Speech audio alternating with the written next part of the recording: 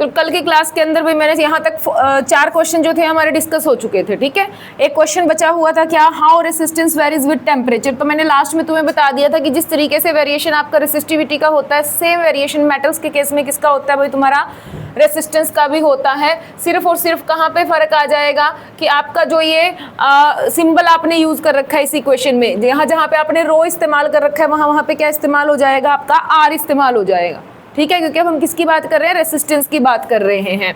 Resistance भी metals का आप ऐसे ही बोलोगे कि जब हम टेम्परेचर को बढ़ाते हैं तो मेटल्स का रेसिस्टेंस क्या होता है भाई, इंक्रीज होता है, ठीक है। उस टाइम उनका जो ग्राफ होता है, अगर वी और आई का ग्राफ हम देखें तो वो लीनियर ग्राफ नहीं रहेगा मेटल्स के केस में, ठीक है। सेम इक्वेशन वहां पे चलेगी। मैं तुम्हारी सिंप्लिसिटी के लिए राइट कर देती हूँ कि रेसिस्टेंस के केस में जो इक्वेशन बनेगी वो क्या बनेगी, R is equal to R naught into 1 plus alpha T minus T naught हो जाएगा। और यहाँ से तुम दोबारा से, जैसे अल्फा की वैल्यू मैंने यहाँ पे फाइंड आउट कर रखी है, सेम आप अल्फा की वैल्यू यहाँ से भी निकाल सकते हैं। इस वाली इक्वेशन में अल्फा को क्या बोलते हैं हम, टेम्परेचर कोफिशिएंट ऑफ रेसिस्टिविटी बोलते हैं। इस वाले केस में क्या बोलेंगे, टेम्परेचर कोफिशिएंट ऑफ रेसिस्टेंस बोलेंगे, ठीक है। सेम चीज है। दूसरा यहाँ से एक चीज, क्या क्वेश्चन अभी हमने किसका देखा भाई मेटल्स के केस में देखा कि मेटल्स पे क्या इफेक्ट पड़ता है जब हम क्या करते हैं, टेम्परेचर को इंक्रीज करते हैं। लेकिन क्या सभी मटेरियल्स में ऐसा होता है कि जब हम टेम्परेचर को इंक्रीज करते हैं तो क्या वहाँ पे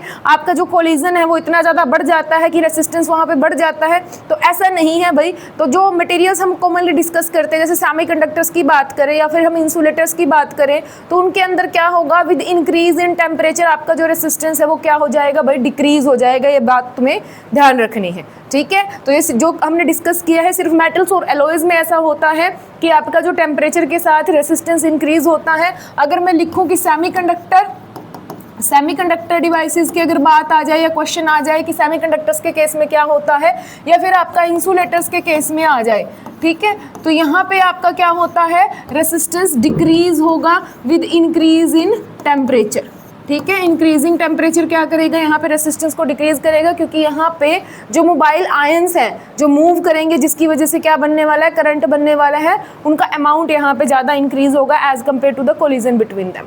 आई होप कि क्लियर है, ठीक है। आज का हमारा टास्क क्या है, मैंने क्वेश्चंस लिखे हुए हैं ऑलरेडी। तो उसमें से पहला क्वेश्चन आपके पास क्या लिखा हुआ है भाई कि what are the limitations of Ohm's law. जो ओम्स लॉ हम पढ़ रहे हैं कि V is equal to IR, इसकी क्या लिमिटेशंस होती हैं, और हमें ग्राफ प्लॉट करने के लिए कहा गया है भाई किसका, गैलियम आर्सेनाइड का एक ग्राफ प्लॉट करने के लिए कहा गया है। कौन सा ग्राफ, V वर्सेस I का ग्राफ, जो हम जनरली प्लॉट करते भी हैं, ठीक है। ओम्स लॉ के अंदर हम क्या करते हैं, ग्राफ ही तो प्लॉट करते हैं। तो ये गैलियम आर्सेनाइड का ग्राफ हमसे पूछ रहे हैं, कई बार ये गैलियम आर्सेनाइड पूछा जाता है भाई इसका ग्राफ, तो इस चीज़ को ध्यान से देखना है। पहली बात तो हम देखते हैं कि लिमिटेशंस क्या हैं हमारे पास ओम्स लॉ की, कहाँ पे ये फेल हो जाता है। तो कहाँ पे फेल हो जाता है भाई, 2-3 बातें तुम्हें ध्यान रखनी है। पहली बात तो यहीं पे फेल हो गया कि अगर आपकी जो मेटल्स है उनका टेम्परेचर अगर इंक्रीज हो गया, अगर जो मेटल्स हैं उनका टेम्परेचर इंक्रीज हो गया, तो जो आपका यहाँ पे ग्राफ था I वर्सेस V, ठीक है, जैसे जैसे आप वोल्टेज इंक्रीज कर रहे थे तो ग्राफ क्या रहता है, एक स्ट्रेट लाइन ग्राफ रहती है। नॉर्मल मेटल्स के केस में अगर हम रूम टेम्परेचर पे एक एक्सपेरिमेंट कंडक्ट करा रहे हैं, हम वोल्टेज इंक्रीज कर रहे हैं, तो हम देखते हैं कि लीनियरली क्या इंक्रीज होता है, आपका करंट इंक्रीज होता है।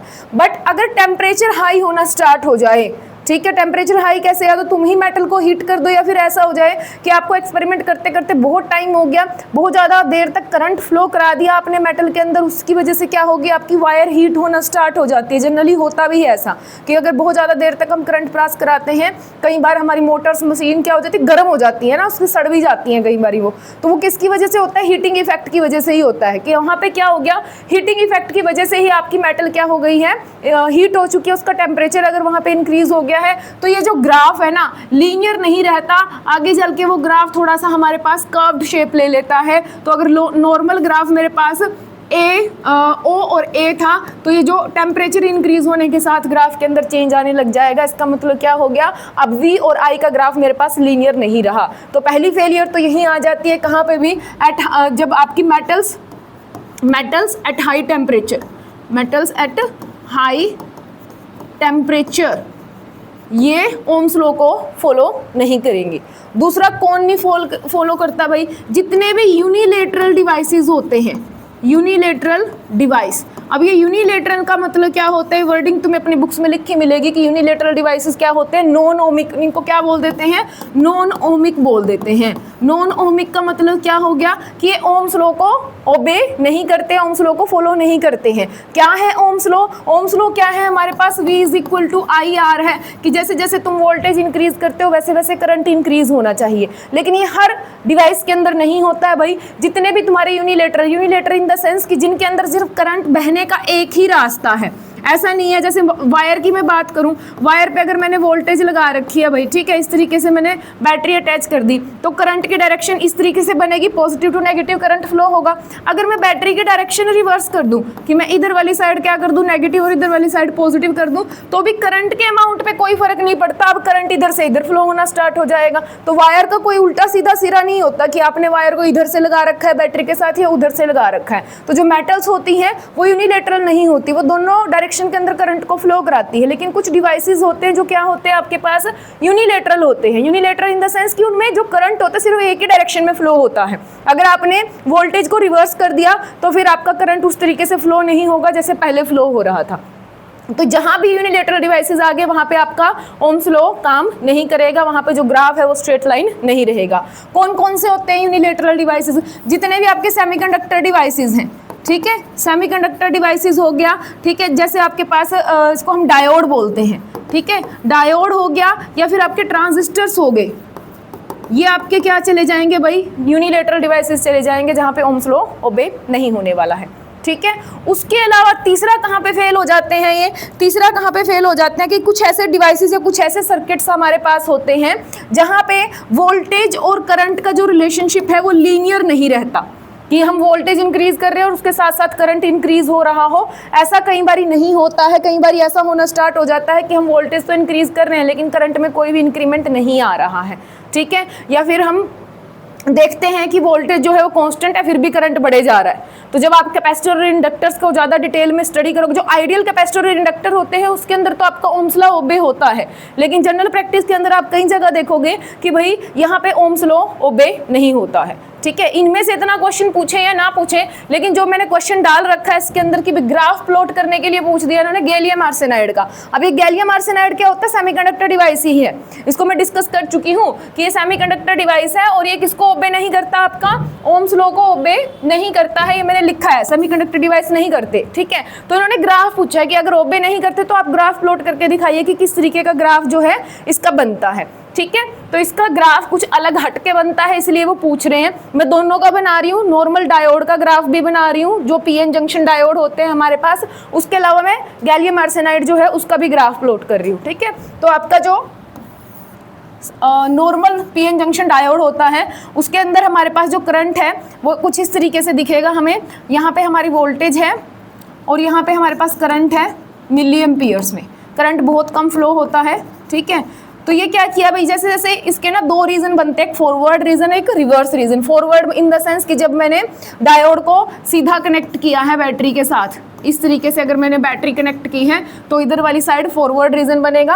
अगर मैंने रिवर्स कर दिया, अभी मैंने बोला था कि रिवर्स के अंदर सेम करंट फॉलो नहीं होता है, उसमें अलग तरीके से करंट फ्लो होगा, तो वो चीज़ मैंने कहा कि यूनिलेटरल डिवाइस है ये, ठीक है। तो यहाँ पे क्या है भाई, फॉरवर्ड करंट जब आप ड्रॉ करोगे यहाँ पे वोल्टेज इंक्रीज करते करते धीरे धीरे करंट इंक्रीज होना स्टार्ट करेगा।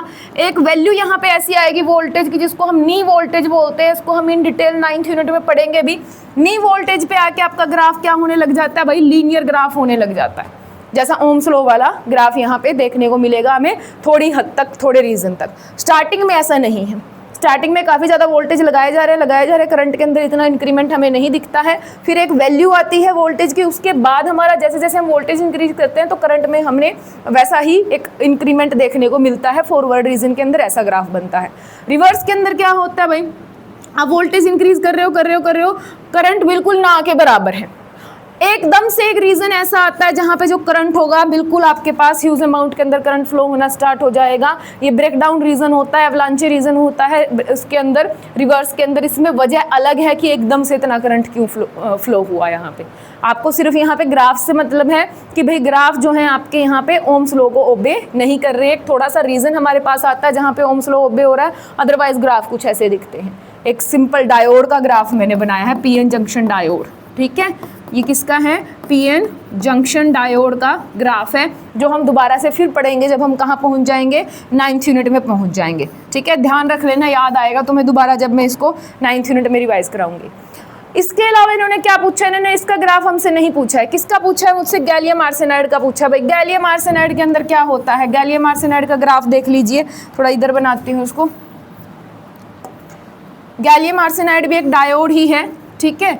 तो यहाँ पे हमारे पास वोल्टेज है और ये हमारे पास करंट है, ये भी हमारे पास मिली एम्पियर में करंट है।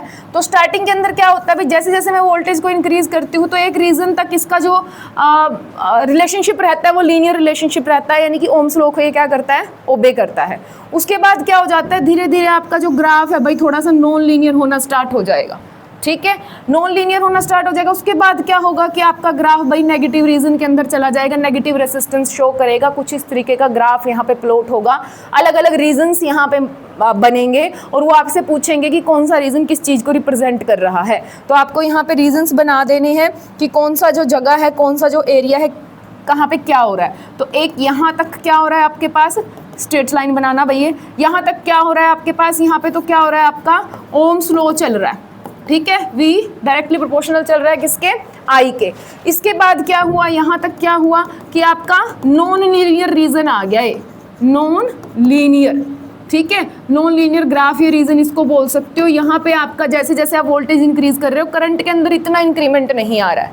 उसके बाद क्या हुआ भाई, ये वाला हिस्सा क्या दिखा रहा है हमें कि जैसे जैसे मैं वोल्टेज को इंक्रीज कर रही हूँ करंट डिक्रीज होना स्टार्ट हो गया।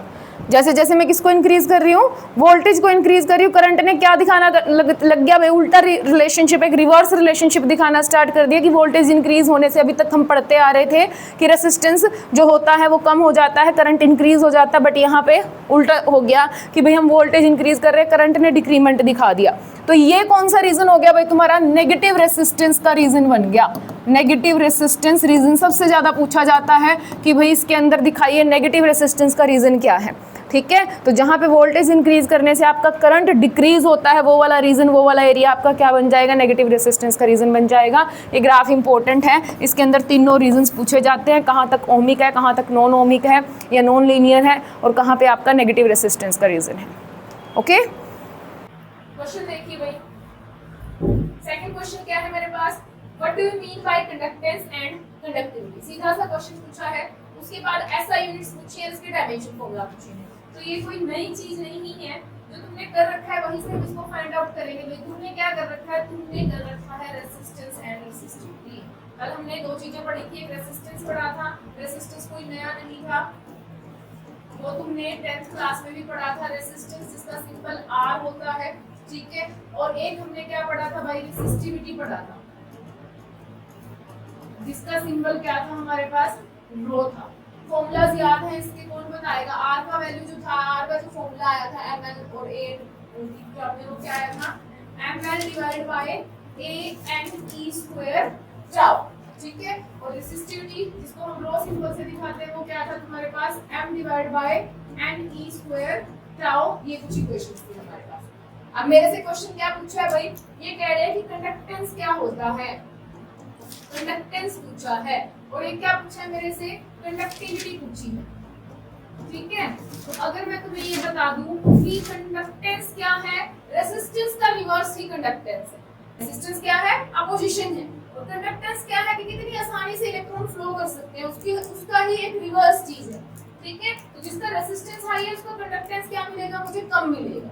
तो यहाँ पे क्या है भाई, कंडक्टेंस क्या होता है, रेसिप्रोकल, रेसिप्रोकल ऑफ रेसिस्टेंस इसको बोल सकती हूँ। ठीक है, या फिर ऐसे बोल सकते हो कि कितनी आसानी से, हाउ इजीली द इलेक्ट्रॉन्स और the ions which are responsible for the current they are moving, कितना आसान है उनके लिए फ्लो करना, वो क्या है उस मटेरियल का कंडक्टेंस है। सिंबल क्या इस्तेमाल करेंगे भाई कंडक्टेंस के लिए, सिंबल आता है इसका G, कैपिटल G। कैसे लिख लेगा अब ये G क्या हो गया मेरे पास, मैंने कह दिया inverse of resistance he G। ठीक है, तो रेजिस्टेंस क्या पड़ा, ml/a/n² टाउ। तो G क्या हो जाएगा मेरे पास यहाँ से, a/n/e² टाउ डिवाइड बाय क्या हो गया भाई, ml। क्लियर। तो अगर मेरे से डायमेंशंस की टर्म में पूछा जाए तो मेरे पास ये फॉर्मूला आ गया। उसके बाद क्या पूछा था कि इसकी एसआई यूनिट वगैरह बता दो भाई। तो एसआई यूनिट बताने के लिए मैं इसी फॉर्मूले का इस्तेमाल करूंगी कि जो रेजिस्टेंस का यूनिट है उसका अगर मैं रिवर्स कर दूंगी वही चीज क्या हो जाएगी मेरे पास, कंडक्टेंस की यूनिट हो जाएगी। तो इसकी यूनिट क्या होती है भाई, मेरे पास ओम होती है, कल तुम लोगों ने खुद बताई थी। तो इसका क्या हो जाएगा मेरे पास, ओम इनवर्स में बोल सकती हूँ ओम इनवर्स, या फिर ऐसे सिंबल भी होता है ओम का, याद है तुम्हें, ओम का कुछ इस तरीके का सिंबल होता है, तो ओम इनवर्स यूनिट बन जाएगी। ओम इनवर्स को मैं ऐसे लिख सकती हूँ, जो आपके लेटर्स लिखे हैं OHM, इसको मैं ऐसे भी लिख सकती हूँ MHO, उल्टा करके तो लिखना है, क्योंकि ओम इनवर्स को मैंने क्या कर दिया, इसको ओपन कर दिया, inverse in the sense M पहले लिख दिया, H बाद में लिख दिया, फिर उसके बाद O लिख दिया, ठीक है। तो ओम इनवर्स कह लो या फिर मोह कह लो या फिर साइमन बोल दो भाई, साइमन की इसकी एक यूनिट होती है SI यूनिट, इसकी भाई कंडक्टेंस की। तो ये यूनिट्स तुम्हें ध्यान रखनी है कि ये इसकी यूनिट्स चलेगी। अगर मेरे से क्या पूछ ले, इसका डायमेंशन फार्मूला पूछ ले भाई, डायमेंशन फार्मूला क्या बनेगा, जो रेजिस्टेंस का डायमेंशन फार्मूला है उसका रिवर्स इसका डायमेंशन फार्मूला बनेगा। रेजिस्टेंस का डायमेंशन फार्मूला क्या होता है, अगर याद है तो बड़ी अच्छी बात है, अगर नहीं याद है तो देखो उसको बुला लो।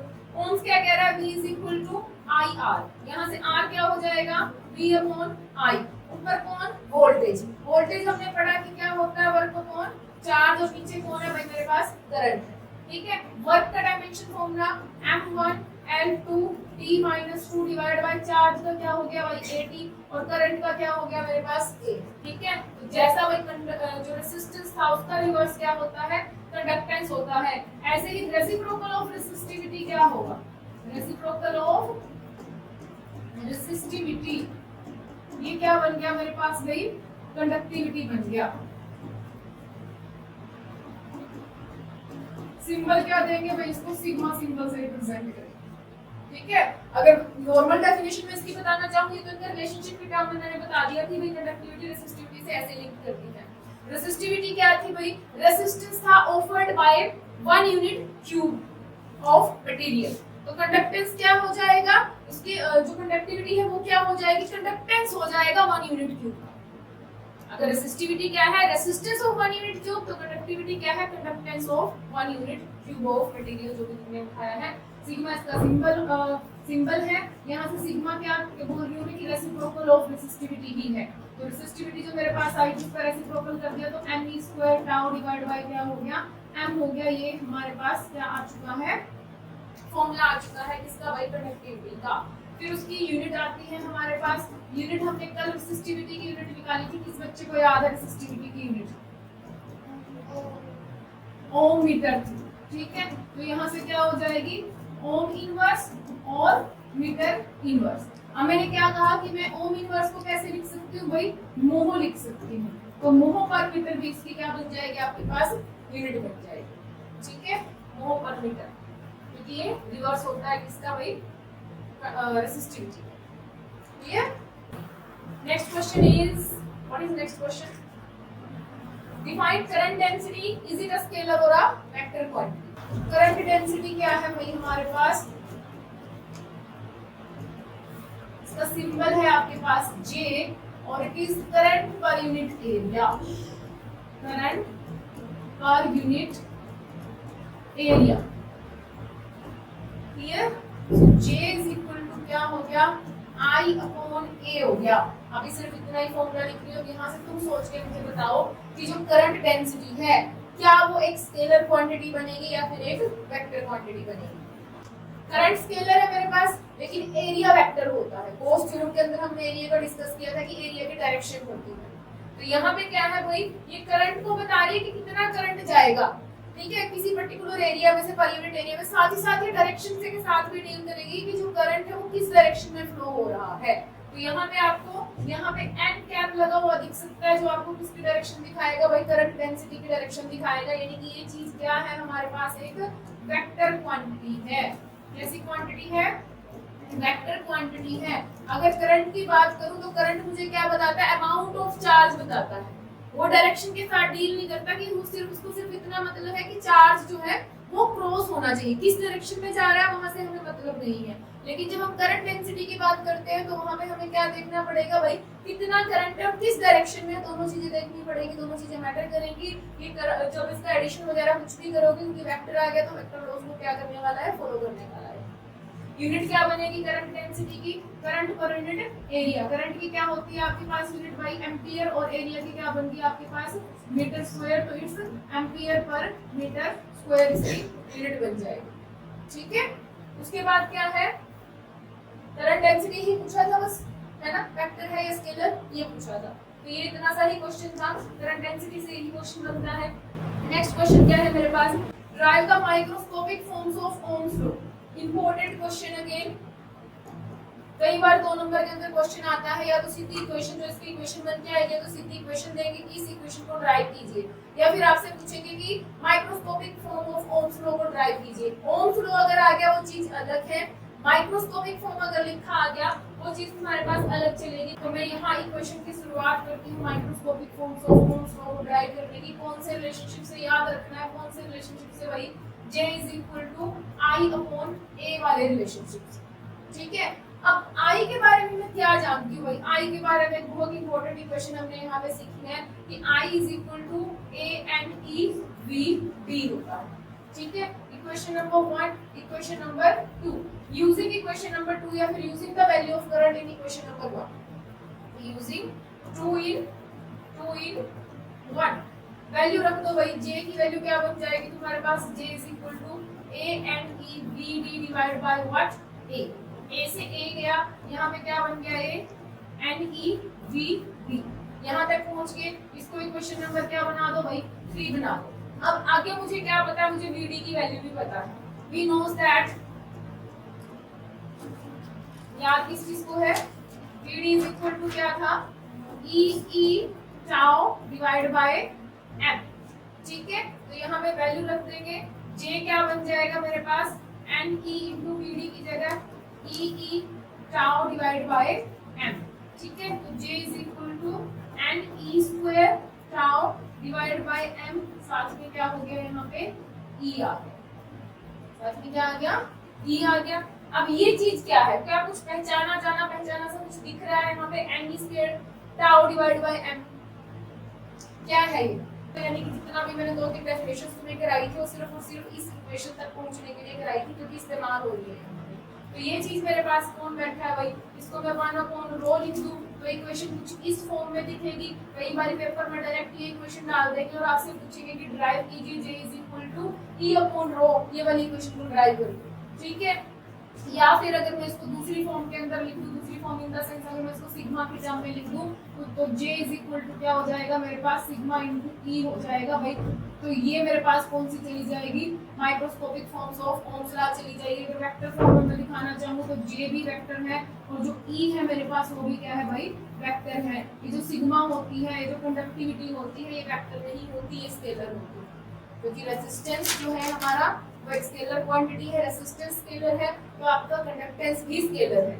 अगर रेजिस्टेंस स्केलर है तो आपकी रेजिस्टिविटी भी स्केलर है, रेजिस्टिविटी स्केलर है तो आपकी कंडक्टिविटी भी क्या है, स्केलर क्वांटिटीज है।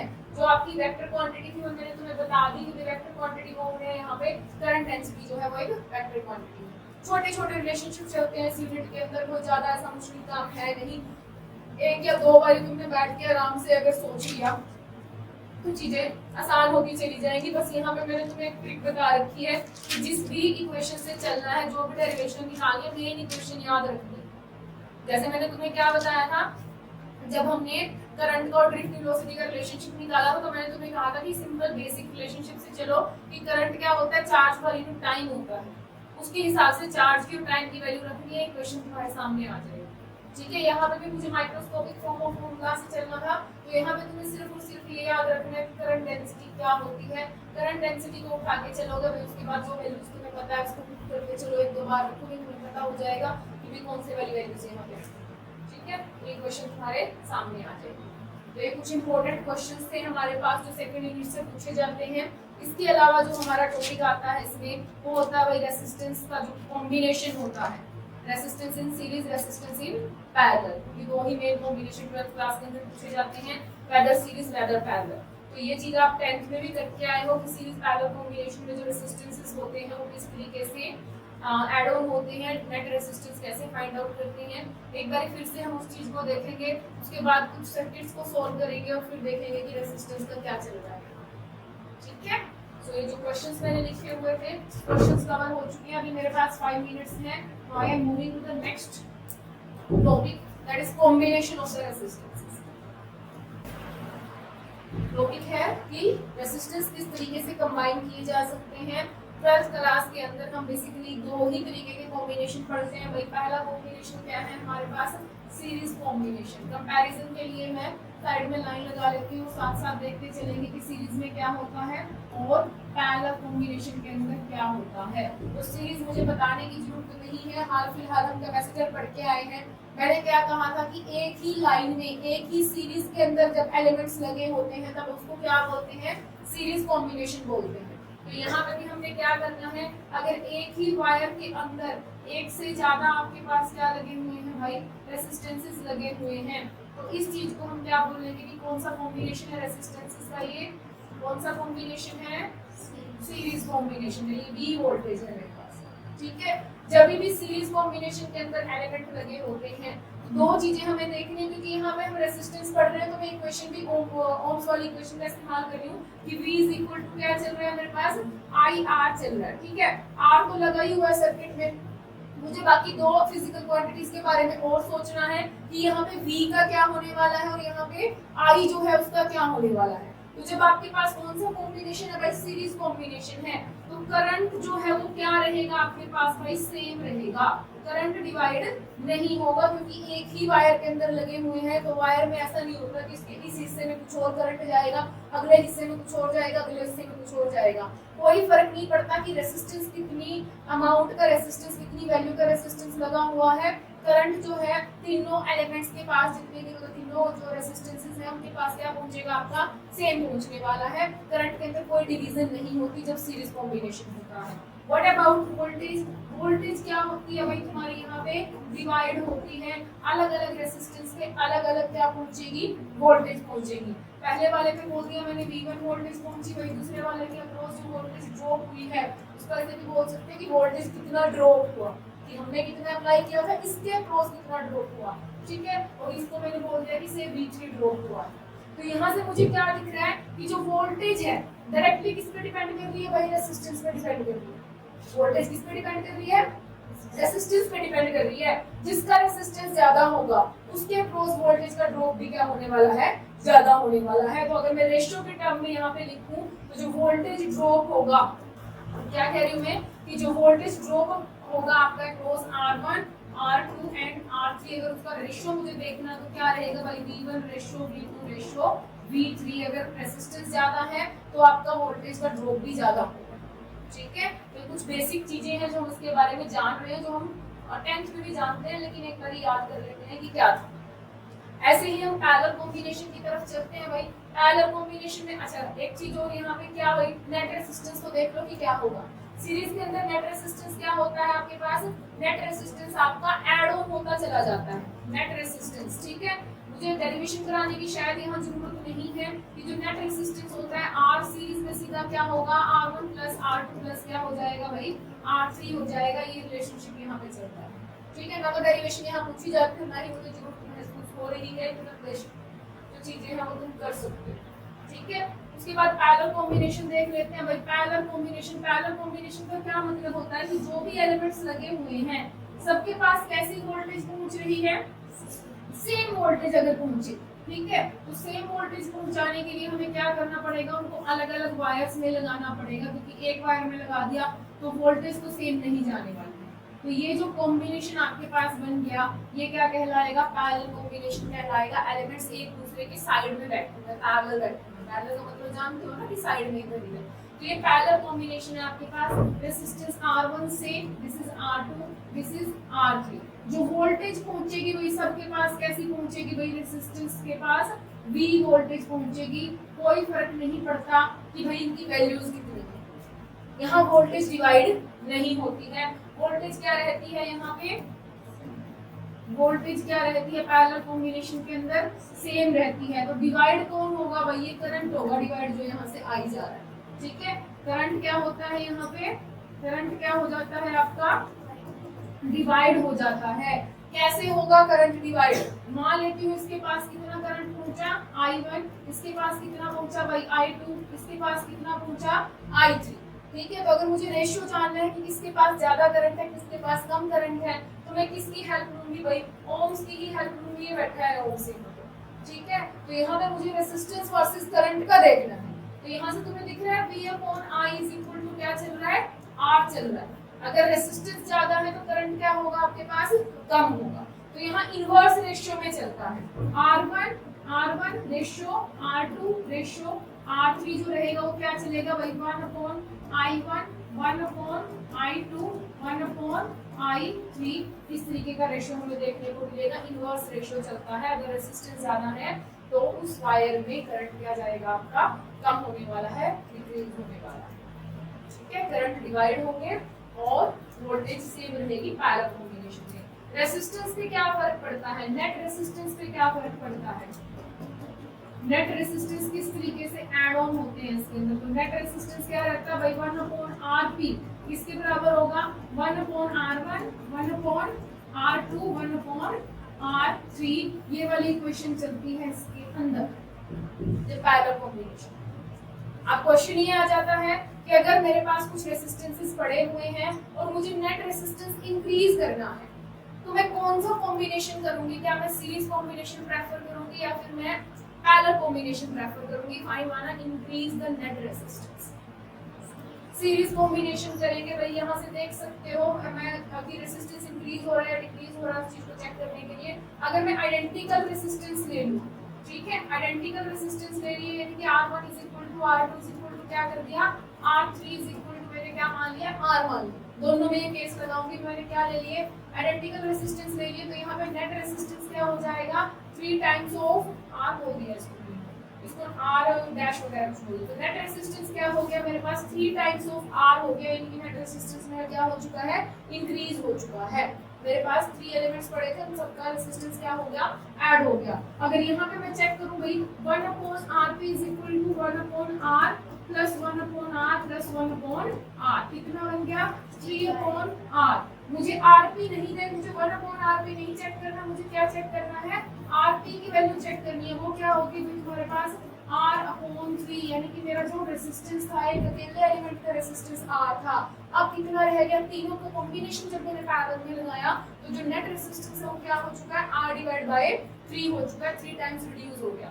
तो कहीं भी जब मुझे सर्किट के अंदर जरूरत पड़ेगी कि मुझे रेजिस्टेंस को क्या करना है, डिक्रीज करना है, मुझे रेजिस्टेंस को क्या करना है, कम करना है, तो मैं कौन सा कॉम्बिनेशन करूंगी भाई, पैरेलल कॉम्बिनेशन।